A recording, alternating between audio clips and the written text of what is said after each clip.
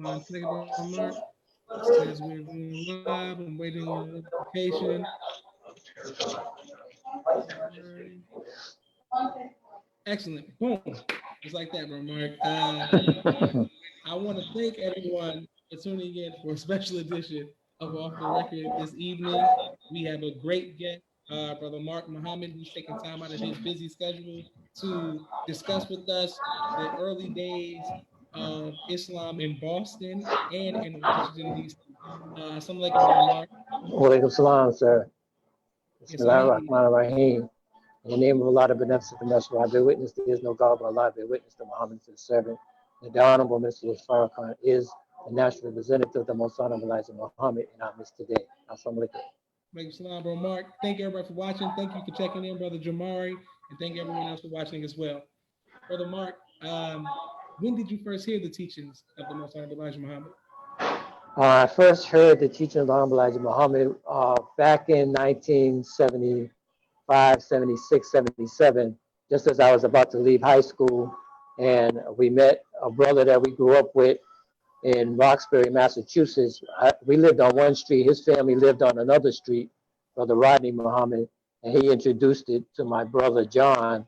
And my brother John brought me the information back home. And before we knew it, Brother Rodney was telling us that the Honorable Minister Louis Farrakhan would be standing back up.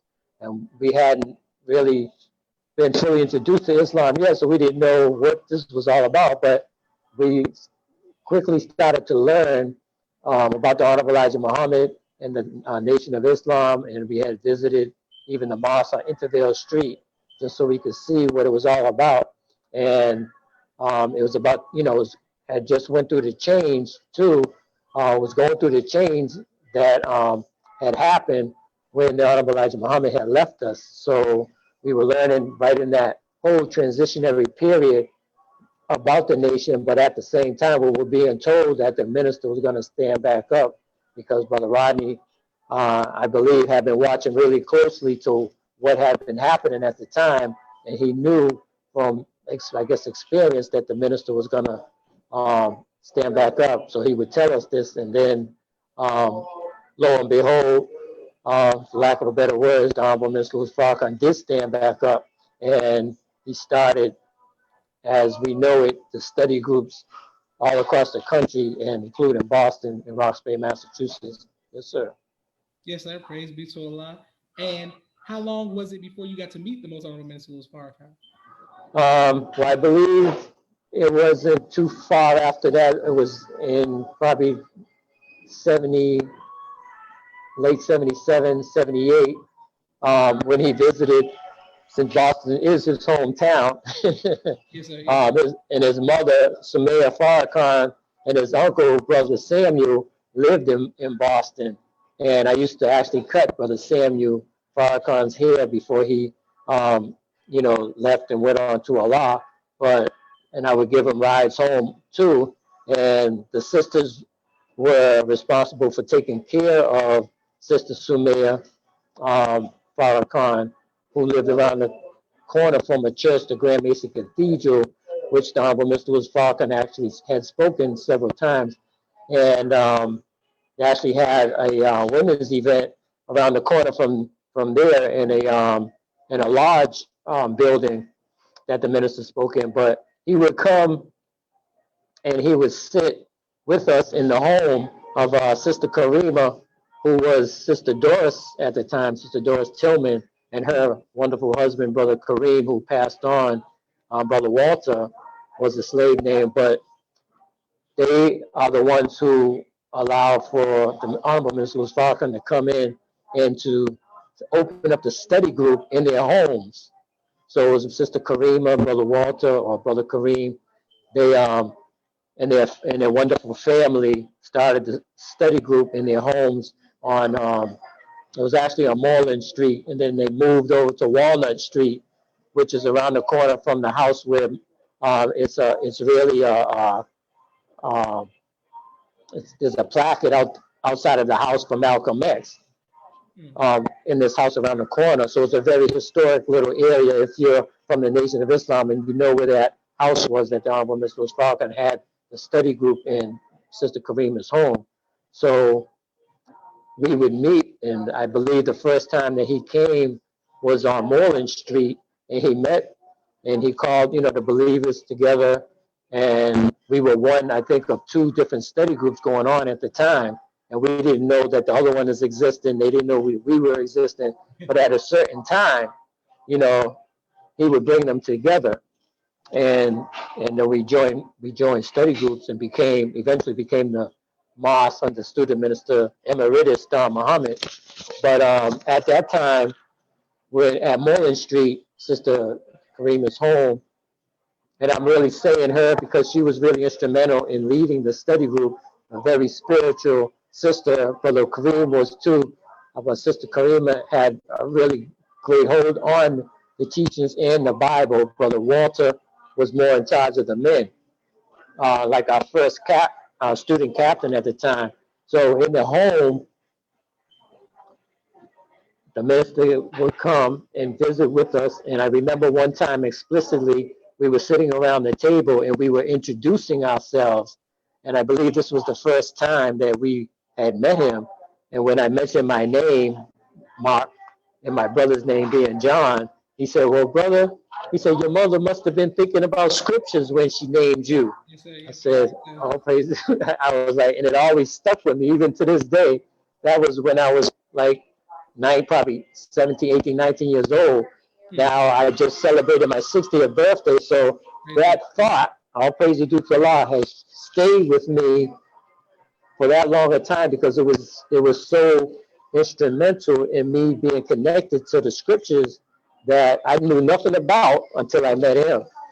Praise And actually my mom's name, she had passed on.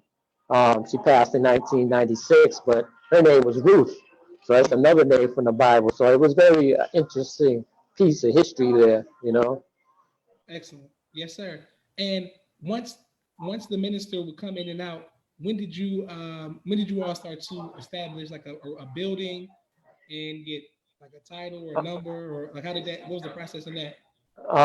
Well, like I said, Sister Karima, we had it in their home, and their children, their beautiful children, Sister Marilyn, Sister Charlotte, brother, I forget the young brother's name, and they had a couple of other sisters, um, Sister Aisha, and I'm sure you might know some of them, Brother Joshua, Aisha Peters. And from that house, we ended up going up to a building in Grove Hall. I think it was 684 on Blue Hill Avenue, which is torn down now. But that building was in the spot now where there's a Mecca Mall, and the Mecca Mall houses one of the busiest Dunkin' Donuts in the city, and a Stop and Shop and some other retail stores that were established there based on the help and the work of student minister Don Muhammad and Sister Virginia, who runs the Neighborhood Development Corporation. And because of that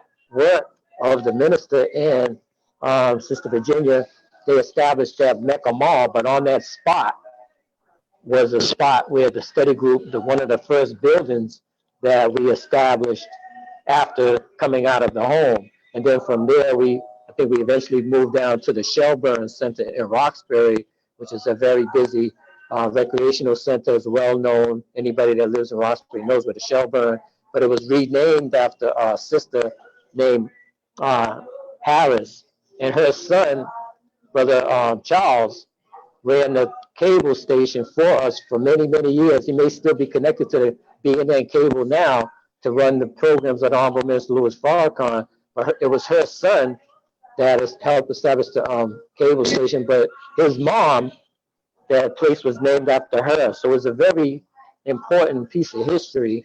And it was that building. And from that building, we moved up to where we are now, which was Chisholm's funeral home, and there used to be pews in there and all the things that you do to embalm the bodies and stuff was still in there downstairs. So all of that has to be taken out. The wooden pews were taken out and replaced with the nice chairs that we have, and the carpet, and the rostrum was placed as it is, with a little modification now over the years. But with the rostrum, I guess where the whoever was running the funeral at the time was there, but now the house that was used for burying bodies is now being used to bring life to bodies. Praise be to Allah. Praise be Praise to be to Allah. Allah. What Yes, what sir. what was it like with the minister coming with no security and you all being there? Were you all did you do security on him or were you more just like Well, student teacher type situation? oh, yes, sir. Well, the first time that I believe we were introduced to even doing security was at the First Church of Roxbury, and the minister spoke there, and I believe it was in September. And my brother John Muhammad and brother Sadiqi Cambone, and maybe a couple other brothers, and of course brother Rodney Muhammad were doing the security. My brother's on the stage with brother Rodney on either side of the minister, and that was like one of the first times that we did security.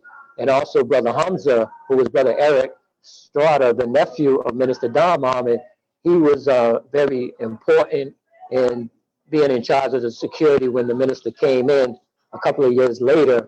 The minister, I think it was in '78, it wasn't too long, but brother Eric was very instrumental. His name is Hamza, the minister named him Hamza now.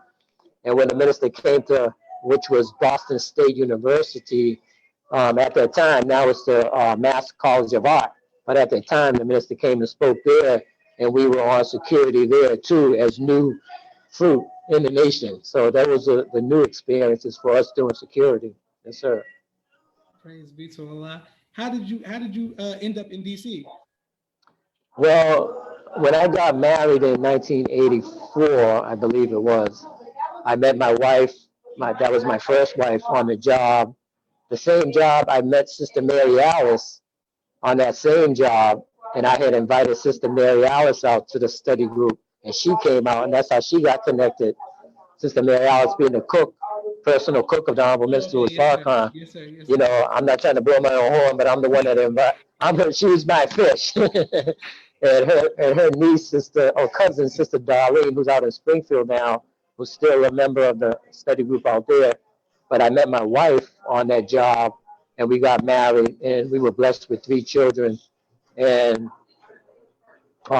so, what was the question again? I'm sorry. Yes, sir. How did you end up in Washington D.C.? Oh, okay. So yeah, so as me and my wife got married, we got a little apartment, and we visited D.C. probably a year before we moved down there. Her, my wife, my mother-in-law, and I think my son was just a baby. So we had wanted to visit, so we went and visited D.C. and we was looking around. I said, "Wow, this is." Now when we came back, we said, "This would be a nice place to live," but we didn't move right then just yet. We waited about a year, and then we said, "Oh, let's move out of Boston." So we decided to move to Washington D.C. And I was thinking at the time that I was going to continue my studies at Howard and get my bachelor's degree in accounting or business or whatever. And when I got down there and joined the mosque, that kind of got, not really pushed aside because I had to start working. I had a little family, and then we got involved in the brothers and Brother Alim, and I met with Brother Alim, and I said that I was coming down here. I wanted to come in to move to DC, and he said, "Yeah, sure." And him and Brother Tim, Brother Darrell, Brother Anthony, who you had on the other night, Yes, were sir. very instrumental in helping me get established, and also Brother Amin, Hassan. These brothers were very instrumental because they helped me get a job, because I Mm. had to have a job to support my family. So I didn't really get to continue schooling, but I got another education because I got to learn how to function in a different house, but it's the same in the nation. But the love was so strong down there that I joined. I came in, and we, you know, started bonding with the brothers and the sisters. And there's so many things going on in Washington, D.C. Not that it wasn't going on in Boston, because it was, but coming to D.C. and just falling in ranks. And then eventually, the whole Dopebuster thing, that was a whole new learning experience. So I didn't really regret going to school because I was going to school in a different way. Yes, sir. Praise be to you Allah. know? So when you were in DC, what was your function like as far as in the ranks? What was your function like?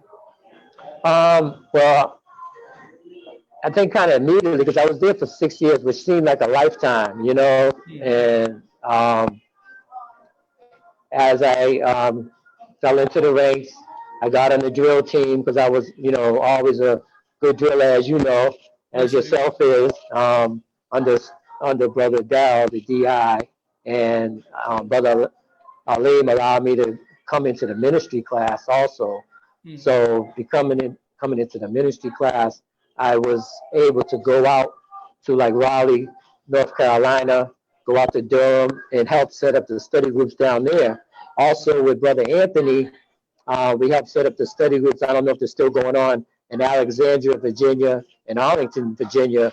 So it Hmm. was me and Brother Anthony Muhammad, but like I said, the brother you had on yesterday, going to those places in Virginia, and then myself and Brother Warren, who's called Rock Two, um, we went to Raleigh, and I was in charge of trying to establish some men to help in the program for the study group that we were trying to establish. So we were recruiting off of St. Augustine College and the different colleges and the communities down there. So, we weren't sitting at home, sitting in the mosque trying to teach each other, but our lady was sending us out to make, a word bond in the highways and the byways. So it was a good experience, it was really good experience you know. And then eventually, like I said, the dope buster thing popped up. Yeah. Praise be to Allah. And when the Dope Busters, you were on the cover of the Final Call newspaper for people who may not have known, um, for having blood and having fight with the police and all of that. hmm Could you let us know what that experience was like? Well, that particular incident where that happened wasn't particularly on any of the sites where we had this, excuse me, where we had the security, but it was when we went downtown, and I think it was 14th and another street, but it was, intersection that we were out there near the People's Drugstore down there on 14th Street where that used to be. I don't know if it's still down there, but we were down there selling, the final call, distributing the final call to the people, cars going by, what have you. And myself and Brother David were out in front of the People's Drugstore, trying to catch any people going in and coming out. So the other brothers were down like a block away doing the same thing with the final call. And then I just happened to look to my right and I saw the brothers look like they was in a melee with the police. And I said, "Oh, Brother David, look, the brothers are in a fight down there." So immediately we just jetted down there. We jumped into the fight to help, our brothers um, extricate themselves from the police or do whatever we had to defend ourselves. I didn't stop and ask questions or anything. We just ran down there to help defend our brothers. And in the interim of that, um, one of the police had grabbed me and had my hands behind my back, and I was kind of like facing the car, kind of bent over the car, and he took the nightstick and I looked back because they still had Brother Tim, and like they had him like stretched out. You know how you would stretch a calf or something, Yes, sir. one Yes, sir. hand and one of their hands on his hands and one of their hands on his feet, and just kind of. So I looked back and I said, "Oh, Brother Tim, you all right?" Like that. And when I did, the police hit me with the stick, bam, on the back of my head. They had already had me detained, but then he hit me just because I looked back. Maybe he thought I was going to run or whatever. So that's how I got that. And then I think I didn't see how it happened to Brother David and Brother Richard, but the same thing pretty much happened to them. So, that's, and then, they took us down, the ones that got detained, they took us down to the station, but they first took me to the clinic to get my head. I had to get like 6 staples in my head from that, and then they wrapped it up. So they put me in a cell, and then the next morning, um, the brothers came to retrieve me from there. And I think that was probably out of that whole thing, that was the best experience out of that was the brothers coming to retrieve me from the jail cell. Because when I saw, it wasn't just one or two, it was a whole host of like the whole, FOI coming to Oh, wow. get me out of there. And I never forget that. I'll praise it due to Allah. Yes, Praise be sir. to Allah. Yes, sir. So, what after you got out of jail? What happened as far as the FOI? Did y'all go back and push in that same street? Did y'all have to meet with the chief? Oh, we still, yeah, yes, sir. We still, I think the leadership ironed it out with the police, so that we could continue doing our work. I think it was probably their ignorance as far as trying to detain one of our brothers because they tried to charge us with, I think, jaywalking, and we shouldn't have been out in the street with the paper. I think he was telling one of the brothers to get up on the curb, get up on the curb, and then um, maybe I don't know if he was what his movement was, but next thing we know, they had the brother, I think it was brother Napoleon, up against the wall, and the brothers were feeling like that wasn't the right thing to do, so they wanted to extricate him from the police because we were just doing our religious right, and one thing led to another. So, but we continue, selling papers wherever we were called to duty to do that. Yes, sir. Yes, sir. And what about you? How did that transpire into the Dope Busters and you going into Mayfair Mansion and all of that? How The dope buses had already, I think, happened, and I believe that part of the whole issue with that altercation was a little, as they say, maybe jealousy that we did in 2 weeks during the Mayfair Mansions in Paradise thing, what the police hadn't done in 2 years. Because for them to allow that open air drug market to happen and people were confined to their homes and the little children couldn't come out to play, and it was just probably the most prolific drug area happening in Washington, D.C. at that time with those, as they called it, Mayfair Mansions. So at one time they were, I think, housing people of affluence at the time before it turned into a public housing and it was low income and the drug dealers would move into people's homes and take over. So one day as we do, we went into the Kenilworth projects, which is right across the street pretty much from the mosque that was established down there.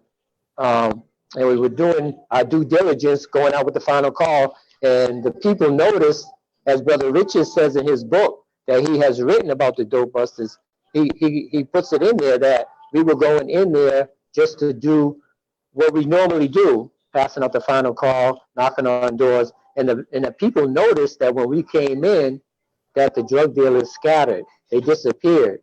So because of that evidence, they said, well, can you all come back and can you all help us to clear, this up? And then the tenant, people in charge of the tenancy and in charge of the office met with our leadership and they established us to do patrols in there. And from then in, there's always history, you know? Yes, sir. And while you were in this open air drug market, uh, did you ever fear for your life or receive death threats? And if so, how did you overcome that? Oh yeah, there was death threats. They had a threat that the Jamaicans were going to come down there and they were going to shoot us up. And we said, okay. So if there, I'm not going to say there was never fear, but you know how when you call on the God and that fear immediately leaves you because you know that, as we say in our prayer, surely my prayer, my sacrifice, my life, my death is all for Allah. But that's real. Those are not just words. And when you say it over and over for many, many years, you realize that you can depend on Allah. And that's what we did. And if there was any fear, it left immediately. And that's why we were successful because the fear, as the minister says, when he met that animal or that bear or something in the jungle, Yes, and he put the fear that the animal thought was going to be put in the minister, he put that fear back in the thing, and he kept on moving, and that bear got out of the way. So that's the same thing. And I think they have a thing in Dianetics where they say there's a panther on the stairs and you got to decide how you're going to get around that panther, yes, sir. right? So you got to make a choice. Do you go up the stairs and go around it and hope that the panther's not going to bite you, or do you go out the door and run away? And there's other variations of that, but it's the idea is we didn't allow that happenstance to make us afraid because we know we could depend on the God and the guidance. The most important thing that was going on too was the guidance of the Honorable Minister Louis Farrakhan that your father was taking heed of, and your father, Brother Abdul Sharif Muhammad, was, the chief exponent of directing the men at the time to help keep us safe because the minister said that he said only allow them to go in there if they want to go in there, if they feel safe doing it. And when we all agreed that we would felt that we would be safe doing it and that we would have no fear in doing it, then the minister said, okay, well, let them go in. and your father carried those instructions out explicitly and forthrightly, and he led the charge. He didn't send us out there by ourselves. He was in the front all the time, and he did everything very professional when we had NOI meetings or meetings to help coordinate the employees. It was always top notch and professional, and I always admire him for that. Praise be to Allah. Wonderful. Yes, I sir. want to say, do you have any pictures or videos of this time period? Well, we just I put them on my. I think I put some pictures of it on my Facebook page. If I didn't, I will. That we just had a meeting. They had a meeting in Washington D.C. on October the 5th, and it was called The Untold Story of the Dopebusters. Hmm. And Brother Ronald was there, who they affectionately called the body slammer, the one who, caught the brother with the shotgun. Him and Brother William Muhammad, who became a minister in Delaware. Both of them were very instrumental in taking down the brother with the shotgun. So he was there. Brother Scotty was there. Brother Henry was there.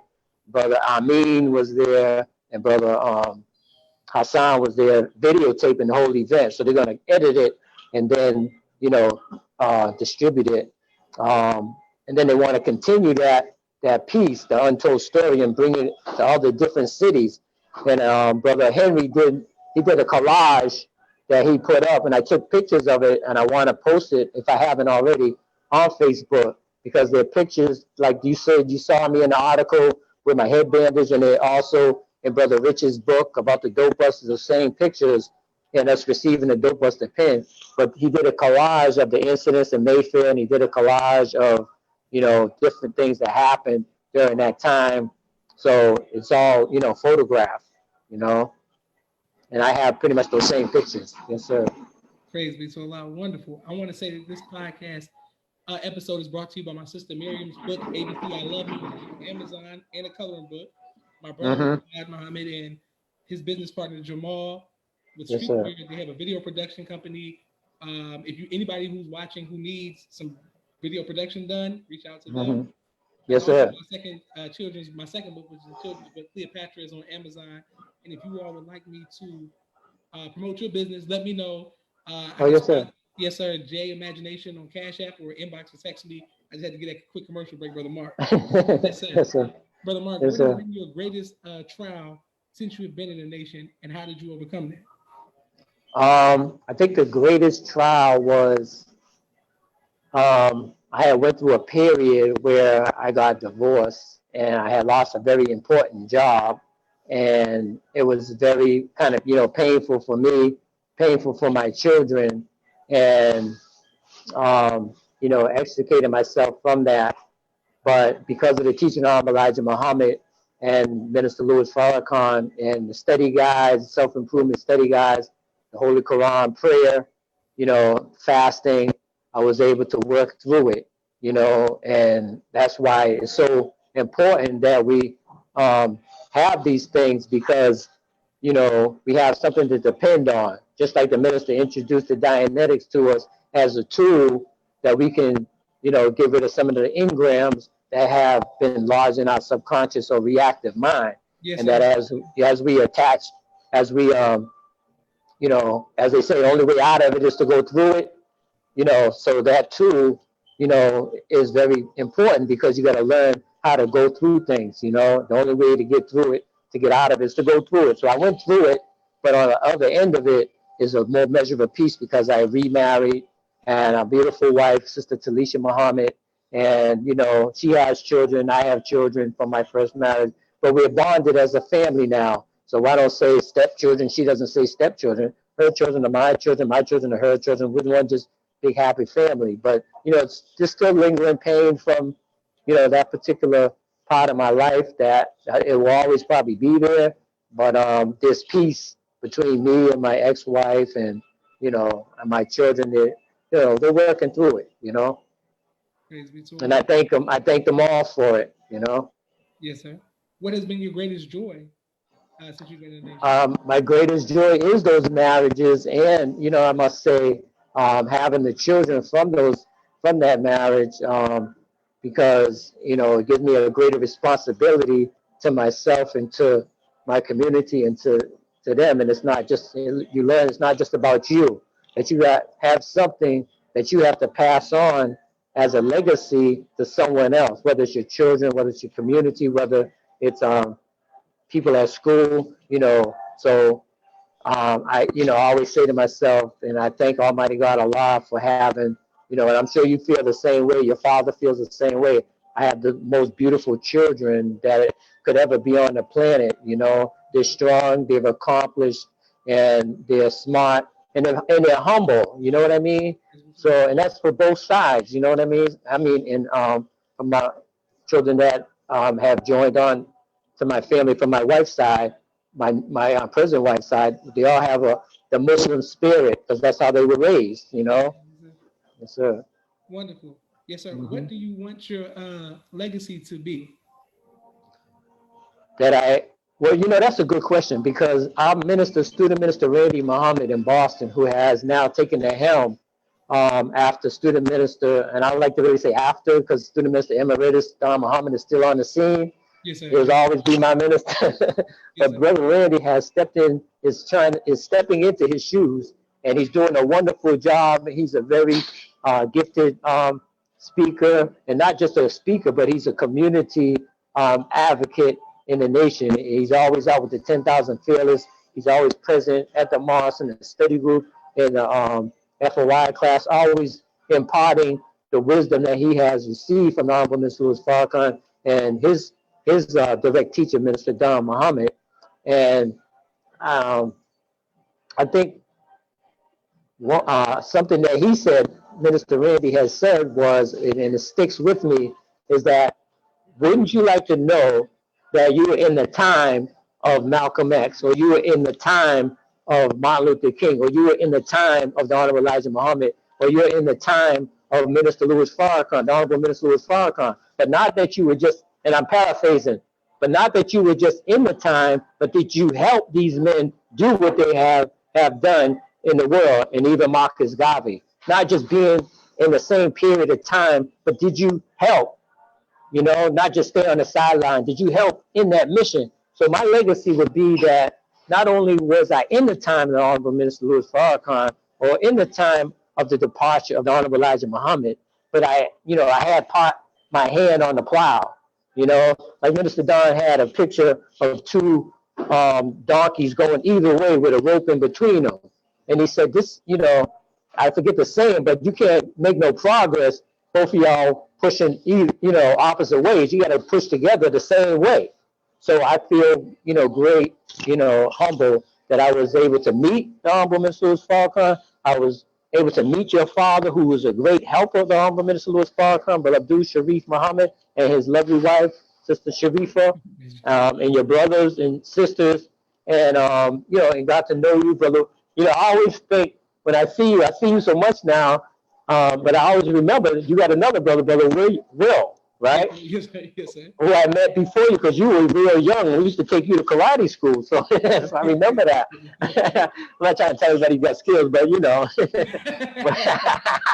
but yeah. So that would be my legacy, to be able to know that I just had a piece of the work. You know, like it says in the scripture, can I just touch the hem? You know, and I have a picture shaking the hand of the Honorable Minister Louis Farrakhan, and many times when he um, would go to his hotel room, I would be there because he's familiar with me, and you know about that. That yes, sir. he likes to see people that he's familiar with, and he will always make that effort, like he always does. Put his hand on my shoulder, give me the greetings. He would go in the room, come back out, and tell people, "This brother been with me for 16 years. This Yes, brother sir. been with me for 20 years." Whatever the amount of years was, Yes, he sir. would always acknowledge that. It was a very humbling experience. So I'm just glad to know that I'm trying to do my due diligence to help him in the little way that I can do it in this work. You know? Praise be to Yes, Allah. sir. Well, Yes, thank sir. you. And behalf of my family, sends the greetings to your family. We want to thank Praise to us. Please your return the greetings, sir. children for their sacrifice, your Yes, wives, sir. everything. We thank your family, your brother, and just continue to do the work, brother Mark. You're a stand-up soldier, and we appreciate you for Praise be to just Allah. putting in work all these decades, brother Mark. Yes, sir. And I want to thank you, brother, for your work, for your example, and for what you do with the drill and what you do in the community and what your father's doing with the 10,000 feelers down there. He's, you know, I always think about him, and I ask Allah to bless your family, you know, for what their contribution is to the nation. Yes, sir. So I thank you. Thank you, sir, and love you, brother Mark. Love you too. Yes, sir. Always. Assalamu alaikum. Alaikum salam. Yes, sir.